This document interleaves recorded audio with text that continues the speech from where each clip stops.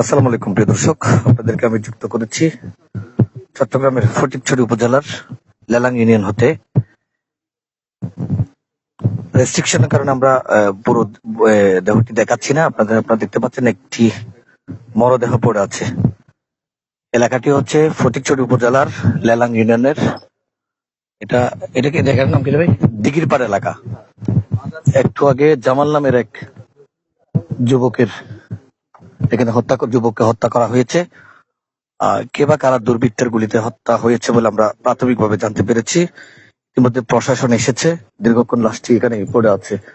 আপনারা দেখছেন, আমি সরাসরি আপনাদেরকে যুক্ত করেছি। আমরা যেমনটা জানতে পেরেছি, তিনি সন্ধ্যার পর এই জায়গায় যেখানে তিনি পড়ে আছেন, এখানেই তিনি তাকে মোটরসাইকেল যুগে 3 জন ব্যক্তি এসে গুলি করেছে। এমনটা যদিও বা প্রত্যক্ষদর্শী কেউ ছিল না, তারা এখানকার স্থানীয়রা তারা কিন্তু এমনটা জানিয়েছেন।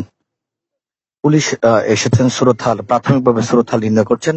ফটিকছড়ি থানার অফিসার ইনচার্জ এসেছেন এবং তদন্ত কর্মকর্তা, তদন্ত ওসি তারা এসেছেন। তারা প্রাথমিকভাবে মরদেহের সুরতহাল নির্ধারণ করছেন।